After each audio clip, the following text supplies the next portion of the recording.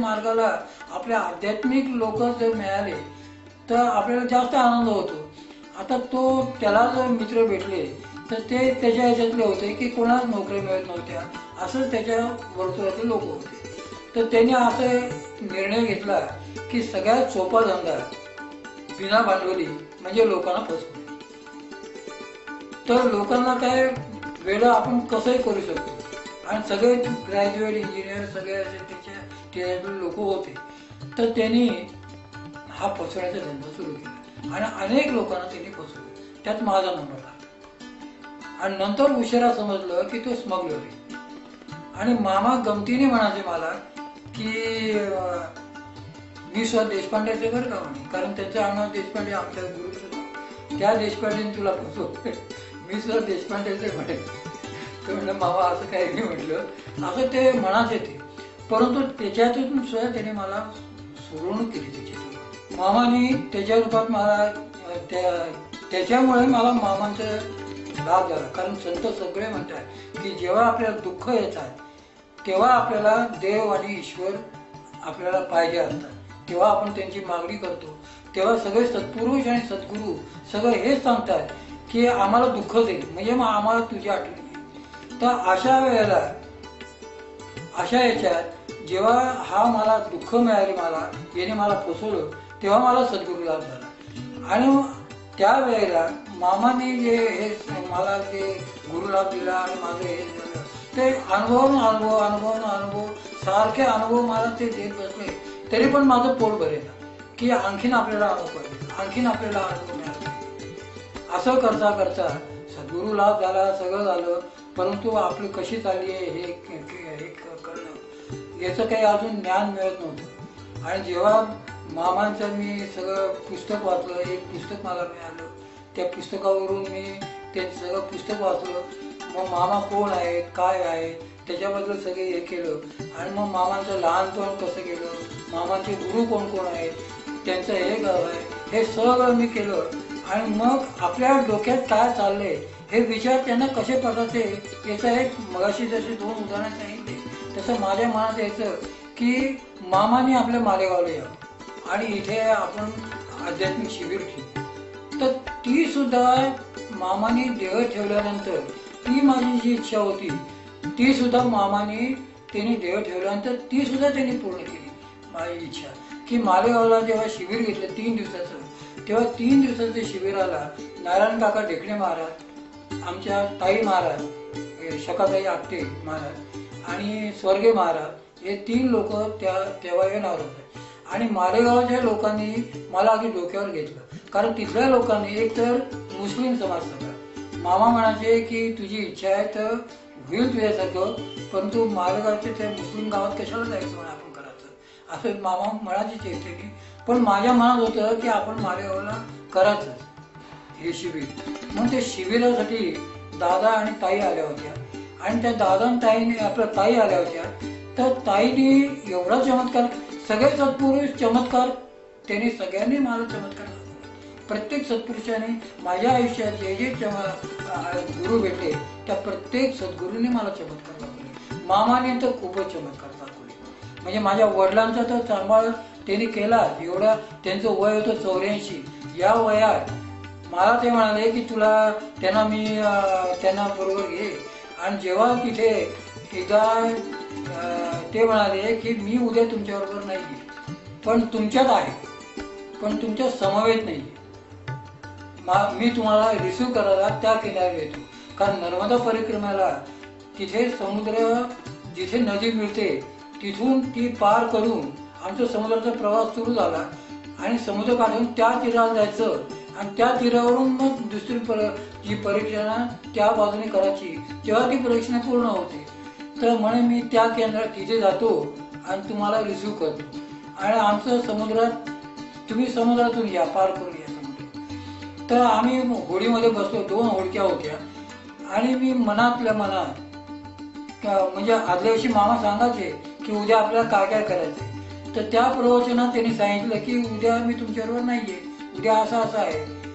तर मी मनात म्हटलं की एवढी कठीण परीक्षा, उद्या नर्मदेचं काठ आपल्याला त्या तीरावर जायचंय आणि त्या नर्मदेचं पुस्तक जे आहे तर त्या पुस्तकात लिहिलेलं आहे की ते नर्मदा परिक्रमा फार कठीण आहे, चिखलातून जायचं. म्हणजे मामानं सुद्धा खूप अनुभव आले, त्याने जवळ बऱ्याच परिक्रमा केल्यात नर्मदेच्या. तर त्यांना एक पाय टाकला पुढे की दुसरा पाय घुसायचा, असं हे होतं ना. आता याच्यात मामाने सांगितलं की उद्या तुमच्याबरोबर नाहीये. मग आता बाळासाहेबांबरोबर कोण आहे? तर मामा तुम्ही सांगितलं होतं ना की वडिलांना घ्या बरोबर, असं मनाला मी म्हटलं. आणि मी खांबाशी जाऊन रडत बसलो. मानदाता म्हणून गाव होतं समुद्र किनाऱ्याला, त्या ठिकाणी आमचं हे सगळं झालं, सगळं हा कार्यक्रम. आणि दुसऱ्या दिवशी बसून ते समुद्रात जायचं होतं. तिथे प्रवास करताना मला एकदम रडू यायला लागलं की आता उद्यापासून मामा तर नाही, उद्यापासून मग आपलं कसं होणार, बाळासाहेबांचं कसं होणार. तर मी रडायला लागलो. तर त्या यात्रेमध्ये सगळ्यात ज्युनियर मी आणि सगळ्यात सिनियर माझे वडील. तर ते भान काका म्हणून जे होते, भान काका, काकू, तुमचे ते तहसीलदार, नंतर बाकीचे जेवढे काय सिनियर जे साधक होते, लेडीज साधक, तर ते म्हणाले तुला काय रडाला, काय रडाला. तर मामा म्हणाले की त्याला त्या वेळेला इकडे पाठवू, इकडे बोलू म्हणून मला बोलवलं. त्याने मगाशी तू या पावलावर डोकं ठेवलंस ना, आता या याच्यावर डोकं ठेवलं, या गुडघ्यावर डोकं ठेवलं. मी ते बसले होते ते, तर मी त्या गुडघ्यावर डोकं ठेवलं त्यांच्या. तर त्याने असा हात केला, तर त्या हातावर मला अक्षरशः की मला ती प्रतिमा अजून दिसते की दत्ताची बालमूर्ती मला त्या हातावर दिसते, त्यांच्या आशीर्वादाच्या. आणि जा म्हणे आता व्यवस्थित येईल म्हणे.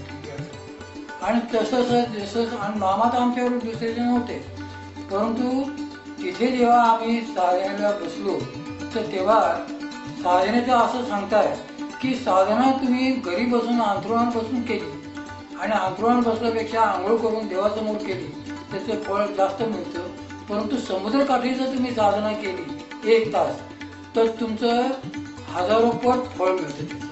असं समुद्रकाठचं फळ आहे, समुद्रकाठचं साधना करायचं. तर आपल्या गावात काही नाशिकला म्हणा, इकडे म्हणा, समुद्र नाही, काही नाही. तर मी हे असं वाचलं होतं म्हणून मी म्हटलं नाही आपण समुद्रकाठी आलेलो आहे तर आपण समुद्रकाठीच साधना करू. म्हणून हे यायला भरती यायला बराच अवधी होता, म्हणून मी साधनाला बसलो. तर साधनाला बसलो आणि माझी साधना सुरू झाली आणि माझे वडील मला हाका मारत होते. तर सुदामे जे तहसीलदार होते रिटायर, तर ते म्हणाले की काय रे म्हणे, खाऊ म्हणे मामलेदार साहेब, मुकुंदा काय रागवलं काय माझ्यावर, तू हो देत नाही म्हणजे त्याला खूप त्रास होतो म्हणे माझा. तर म्हणे नाही हो म्हणे, तू साधनेला बसतो म्हणे. आणि ती आम्ही बघतोय लांबून की साधना इतकी चांगली चालू आहे तिची, तर तुम्हाला काय तंबाखू पाहिजे का म्हणे, कारण वडील बाळाचं तंबाखू पाहिजे. तर म्हणे की नाही म्हणे, तंबाखू तर पाहिजे म्हणे. तेव्हा त्याची साधना झाली की तू उठे. तर ती जवळजवळ 1.5 तास माझी ती साधना झाली. आणि जेव्हा साधना संपल्यानंतर आम्ही सगळे बसलो आणि त्या साधने मामा समुद्रकाठ्याने हातात पंच, आपल्या खांद्यावर पंच घेऊन असे येत आहेत आपल्या बाजूने, असं भाग व्हायचे त्या साधने. आणि जेव्हा आम्ही आमचं हे आल्या होड्या आल्या, होडीत बसतो आणि त्या किनाऱ्यावर चालल्या, तर सारखं हे व्हायचं, त्रास म्हणजे घाबरायचो आम्ही. परंतु त्या काठाला जेव्हा गेलो तेव्हा अंधार पडला होता. डोळ्यात जरी बोट घातलं तरी कळायचं नाही, इतका अंधार पडू. आणि तिथे पोचल्यानंतर माझ्याकडे 2 बादल्या होत्या. एका बादली आमचे कपडे म्हणजे माझ्या बाळासाहेबांचे माझे, आणि एका बादलीत आमच्या चपला, बूट किंवा धुतलेलं सामान, धुण्याचं सामान जे काय असेल ते त्या ह्याच्यात असायचं, त्या बाजूला ठेवायचं असायचं.